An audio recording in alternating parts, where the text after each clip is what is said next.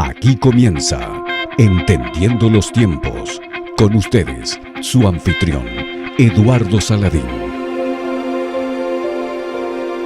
Hoy vamos a hablar de una persona que todos los días está de cumpleaños porque siempre está dedicado a satisfacer sus deseos y sus intereses. Y si interfieres con su fiesta de cumpleaños, es seguro que se va a enojar contigo. Estamos hablando del narcisista. Y estad siempre preparados para presentar defensa con mansedumbre y ser así entendidos de los tiempos. Y hoy tenemos con nosotros a Sugel Michelén para tratar este tema desde un punto de vista bíblico, de manera que podamos entender los tiempos y entendernos a nosotros mismos desde una perspectiva bíblica. Sugel, qué bueno tenerte de nuevo en el programa. Déjame yo cambiar el formato ahora. Dime tú cómo estás. Yo estoy bien, Sugel, sirviendo al Señor gozoso y gozoso también con el programa.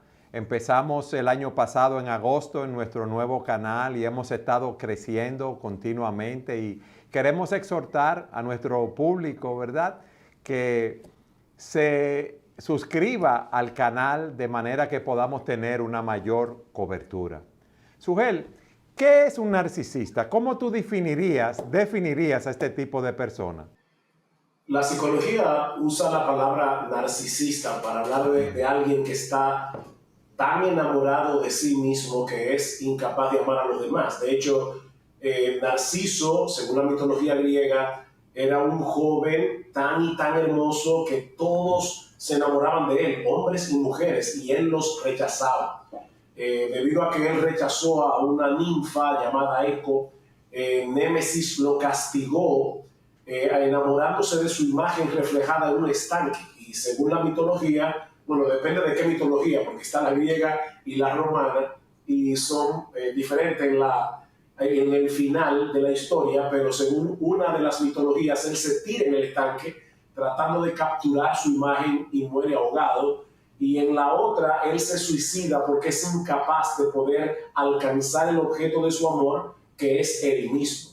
Ahora, la Biblia no usa la palabra narcisista, pero la Biblia habla bastante de esa persona que tiene una idolatría tan fuerte por sí mismo, que tiene esas características que la psicología le atribuye con esa etiqueta, ¿verdad?, al individuo narcisista. Es un ególatra, pero no como todos nosotros, que tenemos que luchar con el orgullo, tenemos que luchar con el egoísmo. Eso es parte del pecado que todavía mora aún en el creyente. El problema del narcisista, Eduardo, es que él no mortifica ese pecado porque él no lo ve como un pecado. Él es incapaz de ver la idolatría que está funcionando en su corazón, y eso lo lleva a características extremas que son las que nosotros etiquetamos con el nombre de narcisista. Ahora, déjame preguntarte algo. ¿Esa persona tiene una admiración excesiva, exagerada por sí misma, pero no es solo por su aspecto físico, sino por sus talentos, sus condiciones naturales que tiene, o es solo por el aspecto físico? No, es todo lo que él representa, porque el narcisista, ¿verdad?, para usar esa etiqueta, para no decir el idólatra enamorado de sí mismo, porque es una frase más larga, pero es una persona hambrienta de alabanza, es una persona que quiere ser siempre el centro de atención, el centro de conversación, es un manipulador, es una persona que no admite ser corregido porque él no comete errores. Siempre busca la manera de guiar la conversación para que gire en torno a él, a sus logros, a sus problemas. El narcisista es una persona que no permite que nadie lo contradiga. Y lo triste de esto, Eduardo, es que hay narcisistas en todas las esferas de la vida, pero yo creo que donde más daño esta persona hace es en el hogar,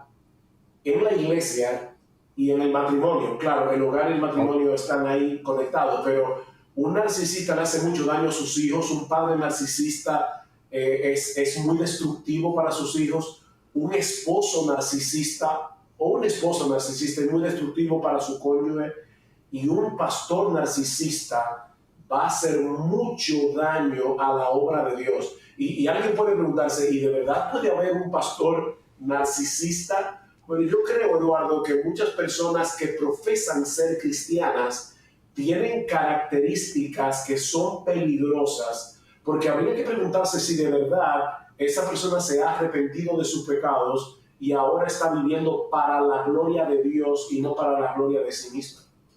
Sí, Sujel, a mí me gustaría, porque nos diste mucha información, ¿verdad?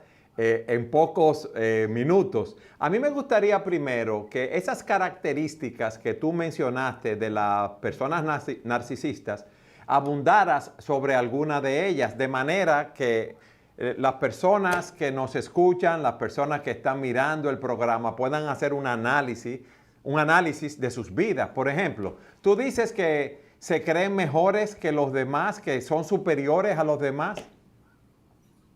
Sí, definitivamente. Acuérdate que en el huerto del Edén, la tentación del diablo a Adán y Eva fue: seréis como Dios. Y eso fue lo que llevó a Adán y Eva a pecar.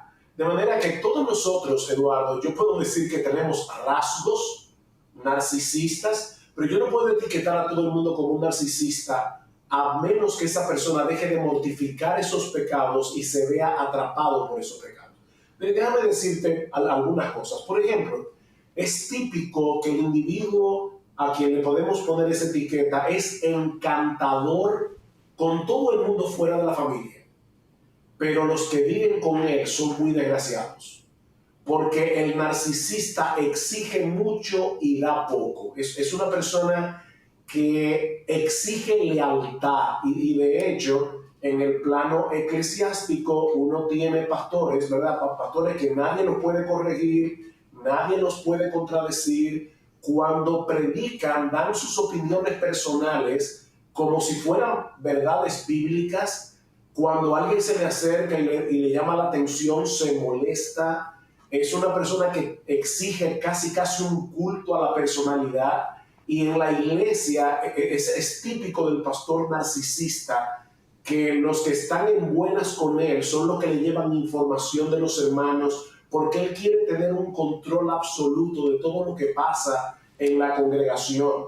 Entonces, en vez de él llevar a la gente a admirar a Cristo, el pastor narcisista se lleva a la gente a que lo admiren a él, a que le rindan culto a él.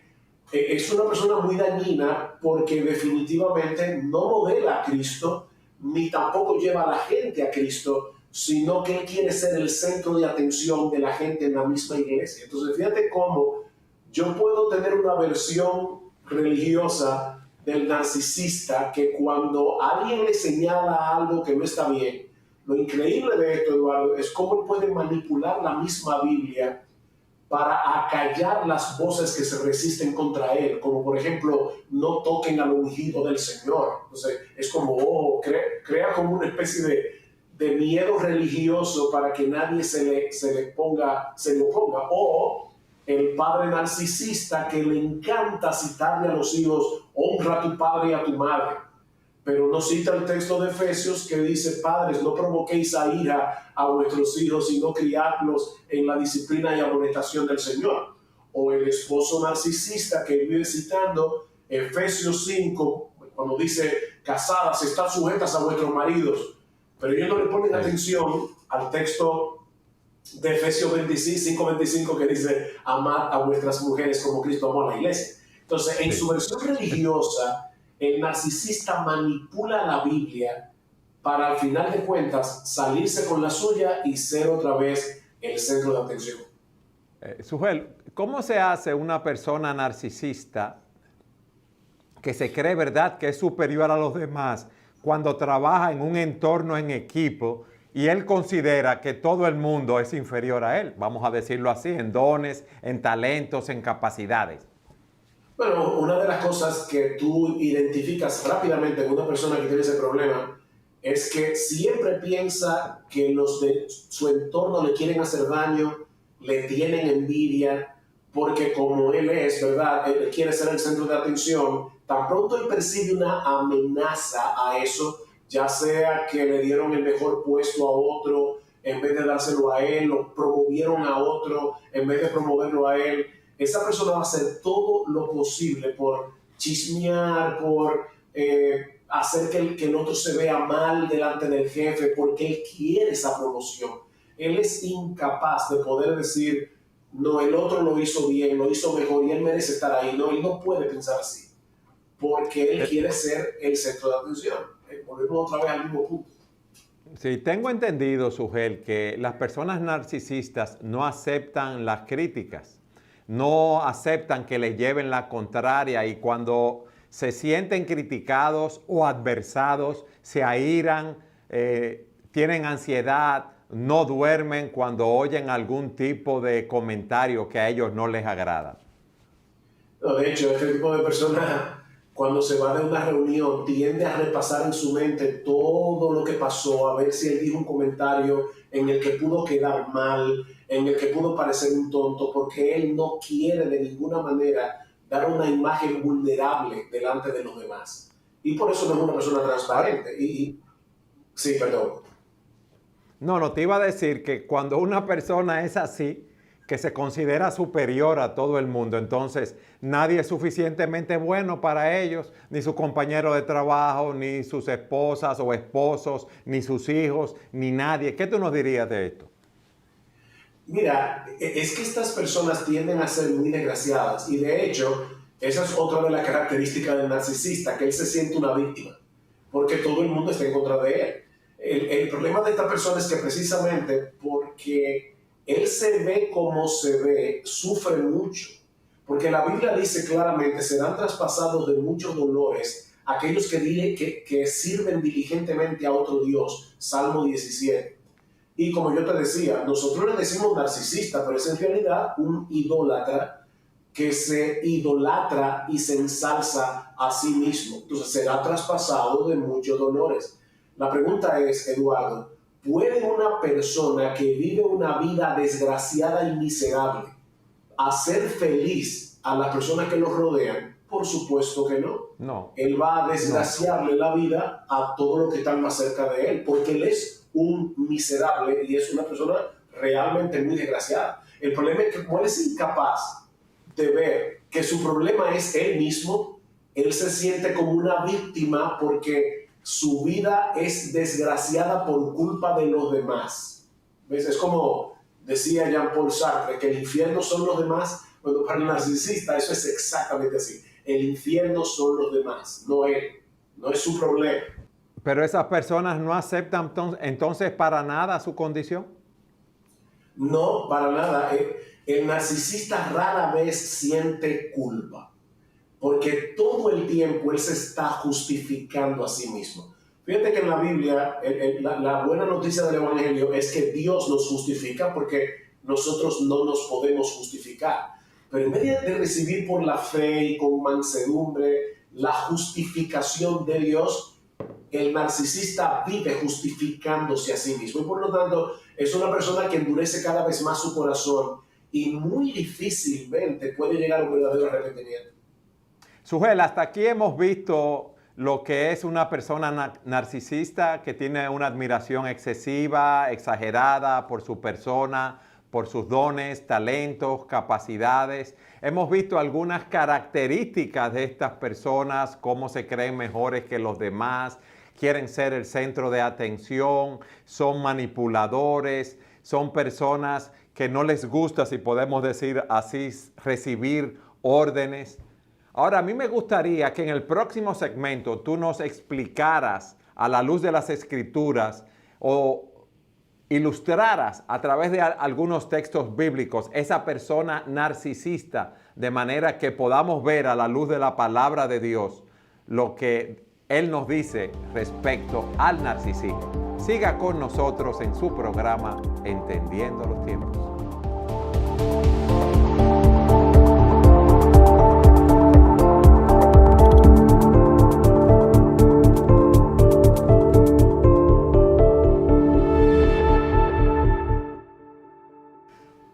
Sujel, concluimos el segmento anterior preguntándote dónde vemos en las Escrituras esas características de esa persona narcisista, aunque no lo defina con ese nombre.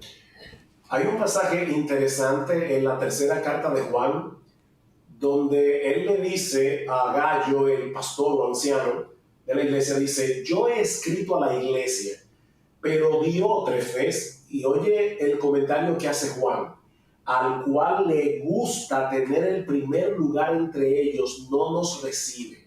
O sea, como Juan era un apóstol, aparentemente Diótrefes veía en Juan una amenaza a su autoridad, una amenaza a ser el centro de atención, al que alguien rebata sus opiniones, porque era un apóstol de Jesucristo.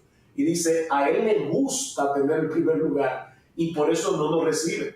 Por esta causa, si yo fuere, recordaré las obras que hace, parloteando con palabras malignas contra nosotros. O sea, fíjate cómo el narcisista lleva a los demás a ver a alguien que pueda sobresalir como si estuviera mal, de alguna forma, parloteando contra nosotros, y no contento con estas cosas, no recibe a los hermanos, y a los que quieren recibirlos se lo prohíbe y los expulsa de la iglesia. ¿Te acuerdas lo que yo te decía en el primer segmento? Cómo un pastor narcisista quiere tener el absoluto control, y cualquier crítica, cualquier cosa que se oponga a sus opiniones, él lo ve como una amenaza y usa su poder para sacar a esas personas de la iglesia. Eso es impresionante. Ahora, yo quiero hacer una aclaración aquí, Eduardo. Estamos hablando de características extremas. Yo no quiero que ahora un hermano que vea este programa y vea algún rasgo en su pastor que le parezca que le suena a esto, porque nosotros a veces somos fuertes de opinión, y ya diga, tú ves, fulano es un narcisista. Entonces yo creo que lo que distingue a un narcisista es que no tiene un espíritu de enseñarme. O sea, es el típico individuo que tú te acercas y le dices, pastor, ese comentario que usted hizo, o por ejemplo, Eduardo, tú sabes muy bien, porque eras pastor en nuestra iglesia por muchísimos años, que nosotros todos los martes evaluamos el culto, y una de las cosas que evaluamos son los sermones. Y imagínate a un pastor entre nosotros, ¿verdad?, que no acepta críticas, se reventaría, porque aquí se le dice, mira, fulano, eso que tú dijiste, no lo probaste bien con la Biblia, o como me dijeron a mí este domingo, alguien me dijo, esa ilustración que tú usaste, o esa cita que usaste, no se entendió bien. Entonces, ese tipo de cosas son importantes que nosotros podamos oírlas. Y todos nosotros podemos en un momento dado no reaccionar bien, pero el narcisista se caracteriza por ser así. Otro pasaje... Sujel, y en el caso, en el caso de los fariseos, te quería preguntar. Bueno, los fariseos... En el caso de los fariseos. Típicamente narcisistas, porque eran personas que se consideraban, dice Cristo, más santos que todo el mundo. O sea, ellos eran los que ejemplificaban el cumplimiento de la ley. Y aún en detalles que no estaban en la ley, las cosas eran como ellos decían. ¿Sí? Eran incapaces de recibir la verdad bíblica, y mira cómo al final mataron a Jesús precisamente porque les decía la verdad. Ahora, escucha este cuadro, Eduardo, que para mí es un cuadro que da terror. Pablo le dice a Timoteo, Timoteo, tú tienes que saber esto, que en los postreros días vendrán tiempos peligrosos. Los postreros días comenzaron cuando el Espíritu Santo desciende en Pentecostés. O sea, que fíjate que Timoteo ya estaba en los postreros días, y nosotros también. Dice, porque habrá hombres amadores de sí mismos. Ahí tú tienes el típico individuo que quiere ser el número uno, que ama sus opiniones y todo lo demás. Avaros, es decir, son codiciosos, posesivos, soberbios, vanidosos, jactanciosos, presumidos, fanfarrones, arrogantes. Son blasfemos, desprecian a los demás, porque son soberbios, vituperan, son hipercríticos, desobedientes a los padres. O sea, son personas que aún se muestran desafiantes contra todo tipo de autoridad, comenzando con la autoridad de sus padres. Ingratos, son incapaces de ser agradecidos porque tú te les debes. O sea, siervo inútil eres si tú haces algo bueno, porque eso no lo tienes que hacer. Impíos, o sea, Pablo aclara que son personas que no tienen temor de Dios, sin afecto natural, son implacables, calumniadores, son intemperantes, es decir, son personas que no tienen dominio propio, son crueles, son traicioneros, son aborrecedores de lo bueno, amadores de los deleites más que de Dios. Tú dirás, ven acá, pero esas características nosotros las vemos en el mundo desde que el hombre cayó en pecado. ¿Por qué Pablo le dice a Timoteo, en los postreros días vendrán tiempos peligrosos? ¿Por qué son peligrosos esos días? Estos días, si siempre ha habido gente así en el mundo. Por lo que sigue diciendo Pablo en el versículo 5, que tendrán apariencia de piedad, pero negarán la eficacia de ella, a estos evita. Lo peligroso de eso, Eduardo, es que esas personas no están allá afuera en el mundo, están dentro de la iglesia, haciéndose pasar por creyentes. Y lo triste es que por falta de discernimiento, algunos de estos individuos, como Diótrefes, llegan al liderazgo de la iglesia y le hacen mucho daño a las ovejas y le hacen mucho daño al testimonio del evangelio en el mundo. Y nosotros tenemos ejemplos de eso de sobra, lamentablemente. Sí, porque son personas, Sugel, que están buscando sus propios intereses, están buscando destacarse ellos mismos, están buscando tener beneficio económico en las cosas que hacen y no están buscando servir al Señor, entonces. Eso es típico, de hecho, en la vasta mayoría de los evangelistas de la prosperidad, por no decir todos. Y digo eso porque conocí una vez a un individuo que me dijo, mira, Sugel, yo de verdad creía cuando predicaba de esta cosa, que eso es lo que la Biblia enseñaba, pero fíjate, Eduardo, cuando ese hombre escuchó el verdadero evangelio, se arrepintió, fue delante de su iglesia, pidió perdón y ahora vive en pobreza porque lo perdió todo, porque la iglesia lo expulsó. O sea, fíjate como un individuo y ahora está predicando en pobreza el verdadero evangelio.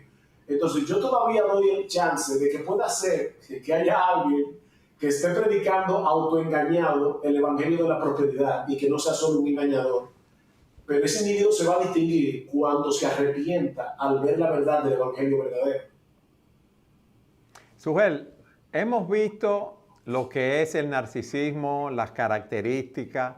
Tú nos has ilustrado a través de las escrituras, ¿no? Hemos visto ejemplos de ese tipo de personas. A mí me gustaría, en los 8 minutos que quizás nos queden de programa, que tú nos expliques cómo el evangelio transforma a aquel narcisista que no conoce al Señor y cómo transforma al hermano que ha visto esas características en su vida. Ok, vamos a comenzar por un pecador, un incrédulo, ¿verdad? Que tal vez está viendo el programa, quién sabe, y al escuchar esta cosa dice, wow, yo estoy mal. Bueno, la Biblia dice que Cristo vino al mundo a salvar a los pecadores. Él no vino a salvar a los que estaban bien, sino a los que estaban mal. Entonces todo comienza en el Evangelio con la mala noticia de que yo soy un pecador, que vivo queriendo ser Dios, que vivo de espaldas al verdadero Dios, que vivo buscando mi gloria y no la gloria de Dios. Es así como Pablo en Romanos capítulo 1 describe al mundo incrédulo. ¿Qué hace el hombre cuando escucha el evangelio y se da cuenta que esa es su condición? Venir a Cristo en arrepentimiento y fe. Señor, perdóname, yo he vivido toda mi vida de espaldas a ti. Yo he vivido toda mi vida para hacer mi voluntad. Yo he querido controlar a todo el mundo y hacerme un Dios. Perdóname, Señor, porque yo no soy Dios. Y así comienza el camino del verdadero discipulado. Cuando una persona viene a Cristo en arrepentimiento y fe. Pero como yo te decía, Eduardo, aún los creyentes, el pecado todavía mora en nosotros. ¿Y cuál es el ADN del pecado? El egoísmo y el orgullo. Entonces, yo voy a seguir luchando con el egoísmo y el orgullo hasta el día que me muera. Y si yo no mortifico esos pecados en áreas específicas, pueden crecer y fortalecerse en mi corazón a tal punto que a pesar de ser creyente, haya áreas en mi vida en la que yo no me estoy pareciendo cada vez más a Jesús, quien era manso y humilde. Sugel, ese término, si no mortifico esos pecados en esas áreas de mi vida, ¿qué significa? Porque eso es un término puritano, vamos a decirlo así, que quizás muchos no lo entienden. Gracias por hacerme la aclaración. Es darle muerte. O sea, yo tengo que identificar, ok, yo soy un controlador. Hay personas, cristianos, que tienen problemas con el ídolo del control. Ellos no quieren controlar todo. Y puede ser que oyendo este programa o porque alguien se los hace ver, diga, oye, es verdad, yo estoy teniendo problemas porque lo quiero controlar todo, aún lo que está fuera de mi alcance. ¿Qué yo debo hacer? Arrepentirme de mi pecado, buscar ayuda. Si soy un hombre casado, decirle a su esposa, amor, perdóname porque sé que he sido excesivamente controlador. Por favor, ayúdame a ver lo que yo no estoy viendo. Ir delante de sus hijos y pedirle perdón y decirle, por favor, ayúdenme. Ir donde su pastor o donde algún amigo o amiga en la iglesia y decir, yo quiero tener una especie de contabilidad contigo, de estar al día, porque la santificación, Eduardo, es un proyecto de comunidad. Yo no puedo luchar solo con mi pecado, yo necesito ayuda. Entonces, si es un creyente que ha visto estas áreas de debilidad, debe saberlo. O por ejemplo, imagínate, Eduardo, que la esposa le dice a su esposo, amor, he visto con preocupación que en las últimas conversaciones, de una forma u otra, tú te conviertes en el centro de atención. Wow, gracias por decírmelo. Mira, ayúdame cuando tú me veas que estoy hablando demasiado o que estoy hablando mucho de mí mismo. Hazme una seña, tócame la rodilla por abajo de la mesa. O sea, ayúdame. Pero el típico narcisista que no es creyente no va a aceptar eso de ninguna manera porque él no lo ve. Pero esperaríamos de un creyente que lo vea, Eduardo, porque ¿cómo comienzan las bienaventuranzas? Describiendo a un verdadero discípulo de Jesús. Los pobres en espíritu, yo sé que soy un pecador. Así es. Los que lloran su propio pecado, los que son mansos, ¿verdad? Entonces, este tipo de persona tiene hambre y sed, no de alabanza, sino de justicia. Y por lo tanto, si alguien lo corrige, ¿qué va a hacer el verdadero creyente? Va a decir, mira, gracias. Y si no lo ve, porque es probable, Eduardo, que una persona de primera instancia no vea lo que tú le estás diciendo, yo esperaría de un verdadero creyente que le diga, mi amor, yo voy a orar por eso, voy a pensar en eso. Y ¿sabes qué? Mira, una tarde me le voy a acercar a alguien sabio que tuviera en esa reunión y le voy a preguntar si yo hablé de más o si es verdad que yo estoy controlando las conversaciones.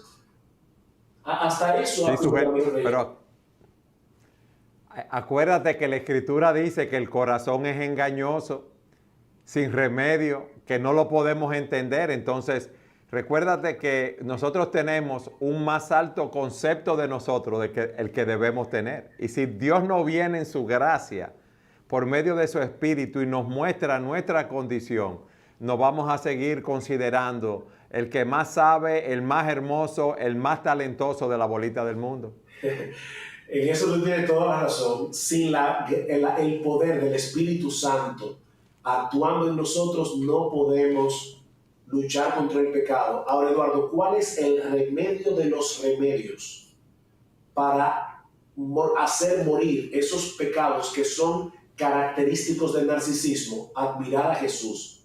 Si tú ves a Jesús como el modelo, tú te vas a dar cuenta de lo lejos que estás o de lo lejos que estamos y de lo mucho que nos falta por crecer. Entonces, la única cosa que te va a ayudar a dejar de admirarte tanto a ti mismo es admirar a Jesús, porque te vas a dar cuenta nos vamos a dar cuenta de lo poco que amamos a nuestras esposas. Imagínate, Eduardo, tenemos que amar a nuestras esposas como Cristo ama a su iglesia. ¿Quién ama a su esposa demasiado? ¿O quién es tan buen padre como cree que es si se compara con el Padre Celestial? ¿O quién es tan buen creyente en su carácter y en su piedad si se compara con el carácter de Jesús? Entonces yo creo que la admiración a Jesús es el antídoto por excelencia para poder eliminar esto. Pero ni aún eso yo no puedo hacer si no es por la gracia de Dios y en dependencia de su Espíritu. Wow, Sugel. Qué bueno haber hecho esa descripción de la persona narcisista. Qué bueno uno mismo, ¿verdad? Poder hacer un análisis de cómo esta raíz del narcisismo puede estar en nuestras vidas. Y qué bueno es saber la forma de combatirla, cómo Cristo vino para librarnos de esos pecados. Una última exhortación en 30 segundos que nos quedan de programa, Sugel. Amigo, si tú no eres creyente, si tú nunca has venido a Cristo en arrepentimiento y fe, tal vez tú no te ves a ti mismo como alguien que quiere ser Dios, pero el mero hecho de que tú no quieras venir en arrepentimiento y fe y aceptar a Cristo como tu Dios, como tu Salvador, eso es una clara evidencia de que tú te estás endiosando a ti mismo. Y si tú eres creyente, vigila muy de cerca cada una de estas características que hemos mencionado aquí, porque estas cosas se fortalecen en el tiempo y endurecen el corazón. Sugel, gracias por haber estado con nosotros. Un placer. Y a todos ustedes, gracias por habernos acompañado en un programa más de Entendiendo los Tiempos.